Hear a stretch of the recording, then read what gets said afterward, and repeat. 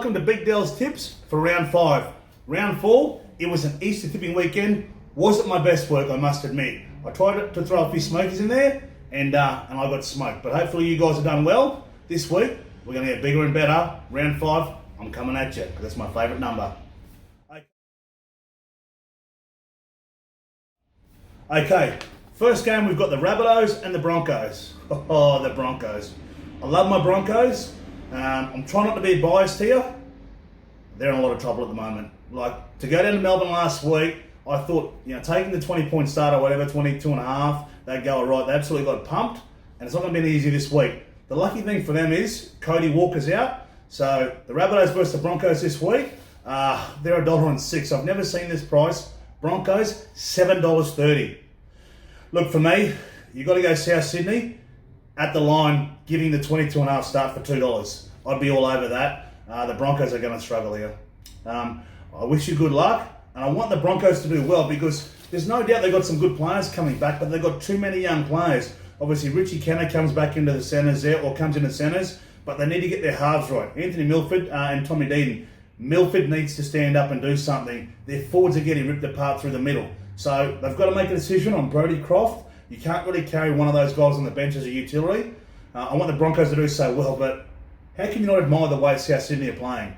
Wayne Bennett, he's sitting back. He's just enjoying this. They're playing some really good football. The only thing I'd say with the Bunnies, they need to get the Adam Reynolds situation sorted out ASAP, because that can obviously derail your season. At the moment, the Bunnies are flying. The Panthers are my favourites this year, but the Bunnies aren't far away. And what they turned on last weekend was some good football. It wasn't the best opposition, but you beat who you got to beat, and then you get on with it, and that's what they're doing. So Wayne Bennett, he's all cheers at the moment, and I reckon he had a lot of Easter eggs last week because he'd have a bit of carry on after last week. But he wasn't overly happy, but they did the job. Hi guys, Wendell Sailor here, and we're looking at the Warriors versus Seagulls. Well, the Seagulls, they're a very proud culture, very proud team. I know Tommy Trbojevic is injured, but geez, some of these players have had some injuries, I know, but they've got to aim up. Last week, I think what was a concern for me as an ex-player, when you see someone like Jake Trbojevic just get in the middle and just say, boys, we need to do better, and then blokes are like pouring water on their head, blokes are looking at the ground, mate, you've got to have eye contact, you've got to look each other in the eye. At the moment, they can't look each other in the eye because they're not putting in for one another. They're playing as individuals, and it's showing. There was an issue there at the end of the game there where I think Nathan Cleary made a break. There's a chip over the top, chip to the left, and then Cherry Evans was there, but Kurt Capewell beats him to the ball.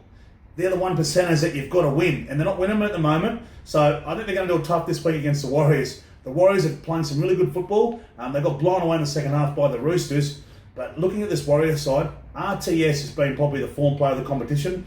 I know there's some other players that have played well, Reid Marnie and that, but RTS is setting that standard. They got blown away in the second half last week, but I just can't see the Seagulls going up to Gosford. It's like a home game for them. I just can't see them beating this Warriors side. The only lucky thing for, I think, Manly is Adam Fanua-Blake. He's out at the moment, so that'll give them a bit of an opportunity. But they've got to start digging deep and dig from the heart, otherwise they're going to be 0-5. My tip in this game, Warriors are at a good price at $1.37. The Seagulls, they're due to win a game at $3.06. But you know what? I'm taking the Warriors minus 9 for the $1.97. Get on that and cash in. Hi guys, Wendell Sailor here, and what a cracking Friday night match we have, the Panthers versus the Raiders. This is a throwback to the 1991 Grand Final. We all know the result there. The Mountain Men got the win over the Raiders, and my man from Triple M, Mark Geyer, he starred that day. He loved it. I love the way that the Panthers played last week. I know they're playing Manly, but Crichton went to fullback, did the job. Matt Burton was doing what he's doing in the centres. He's such a talent, but their forward pack, they're just leading the way. Cleary's getting them around, and their forward pack, Kickout, Fisher-Harris, they're brutal. This is what Penrith are doing to teams at the moment. They're such a strong side. They rip you through the middle and on the edges, and their outside five do their thing. But this is a side that can go with them, the Raiders. Look, I think this is a good price for the Raiders. $3 in a 2-horse race. The Raiders are playing some good football. I know they did a good job last week against the Titans, which I tipped. I can't believe I did that. But they dug deep. They saved 3 or 4 tries on the back of guys like Charles Little Clockstat. I think he's changed his name now, sorry. Charles Nickel Kookstad. So that's, I don't know, you can't just keep changing your name. But anyway, do what you got to do. But their back row is doing a really good job. Young, Whitehead, Tarpany. But I like what they're doing at the moment. And this is going to be a tough one. But you know what? I'm going to go the Panthers here, 1-12. If you want to cash in, 1-12. And I like what Isaiah Yo's doing too. So he's setting a standard there. He'll no doubt be playing some representative football there. So this will be a cracking match. Panthers versus the Raiders. Panthers, 1-12 in a tight one. That's my tip for you guys. Hi guys, Wendell Sailor here. And what a cracking 3 o'clock match we've got on Saturday.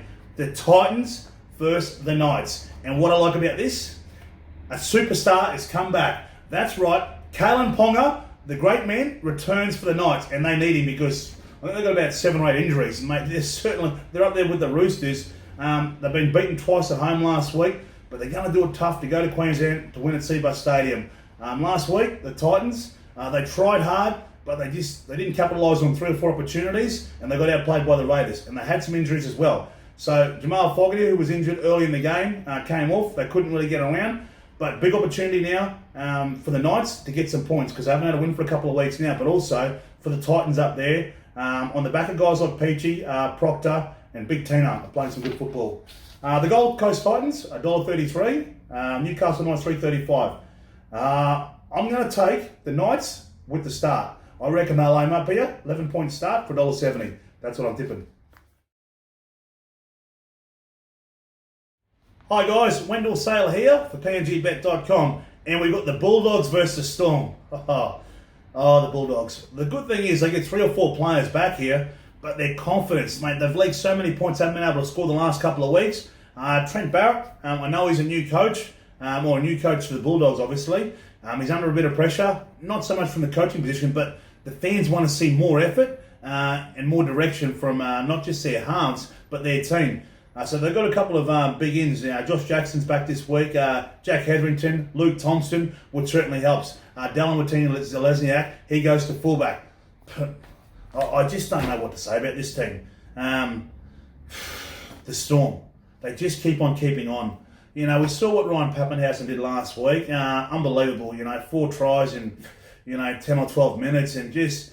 I know Tedesco's setting the standard, but Pappenhausen is certainly putting some pressure on him just to let the selectors know that he's thereabouts. For me, it's going to be so hard to go past the Storm. When they go away, they like to win, they like to grind hard, and I just don't think that the Bulldogs can go with them. For me, it's the Storm, at the line, minus 24.5, probably even more. I hope the Dogs aim up a little bit and give it a tough game, but I don't think they will. There's just no, I wouldn't say there's not no soul of the Bulldogs at the moment, but they just need to find their identity, and they haven't found their identity yet, and it's unfortunate for a guy like Trent Barrett, who's obviously a very good attacking coach, but he just hasn't got the personnel at the moment. So I suppose he's got to keep working, and the only way you get through this tough time is working together, and at the moment they're not working together. Such as teams like Manly, as we've seen, the Broncos haven't been working together, even though they've got a win. They beat the Bulldogs by 22-0. But yeah, for me, the Storm all day. Storm warning.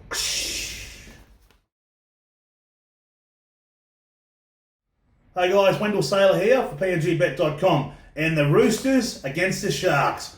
Well, the Sharks like to get down and dirty and take the Roosters down. That's how you've got to beat the Roosters. You got to take them outside their comfort zone. And the Sharks are that sort of team. They're playing well under John Morris at the moment. John Morris is getting a lot out of those players that he's brought through the 20 system, the New South Wales Cup system, Intrust Cup, whatever you want to call it. A lot of these young players are starting to come through and starting to do their job now. Like Toby Rudolph, no one really knew him for the last probably sort of 16, 18 months, but he's starting to become a real NRL first grader. At the back, William Kennedy last week, we saw what skill he had. But we know they've got some talented players in that side, but you know what, you just can't go past a team like the Roosters at the moment. The Roosters, they've got 7 or 8 injuries at the moment. Sam Walker, I loved it last week. For the first 20 minutes, he didn't overplay his hand. Then all of a sudden, he has a couple of touches, does some magic things. But what I liked about him is he's a tough kid. So Drew Hutchison's a good fall for him at the moment. They'll get some players back over the next couple of weeks. But it's so hard to beat this side. They smashed the Warriors. I think it was 16-12 at halftime. All of a sudden, the Roosters going bang, next level. 32-12. So for me, I think this game's going to be closer than what people think, only because I think the Roosters, obviously, with some players like Victor Radley in that back, it's going to be tough. But Roosters for me, 1-12, and if you're taking the Roosters 1-12, that'll give you a price of $2.60. That's not a bad price. That's my best tip of the week, actually. I think it's going to be tighter than everyone thinks, and everyone knows the Roosters play well at the SCG. But if the Sharks can dig in deep here, they're a real nice price at $3.13. So I know some people will back the Sharks here because there's a bit of confidence going through the strike at the moment, just the way they're playing, and they're playing for their coach. So everyone's saying give John Morris a contract. If you give him a contract, you never know what the Sharks can do.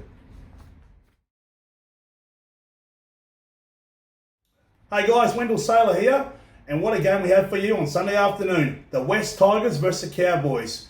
And I have to say, the West Tigers, they were so close last week, but they let a couple of tries in late last week, which cost them on Easter Monday. Certainly spoilt their Easter, and some of the punters there. Young Dane Laurie was great from the back, just did his thing. But I think the good thing for the Tigers is, I think Adam Dewey's playing some great football. Some of those bombs he put up to Blake Ferguson, he didn't know whether he was Arthur or Martha. When those balls were going up, they were swinging. He got caught under them a few times, scored a couple of tries. But also the Cowboys. They're a shadow of what they were 4 or 5 years ago. You know, they need Jonathan Thurston back, but he can't come back. So now, certain players are going to stand up now. Valentine Holmes is one of their highest paid players, if not their highest paid. He's got to be better. He's got to compete on more players. But the good thing is, the big man, probably their biggest star, Jason Taumalolo, returns.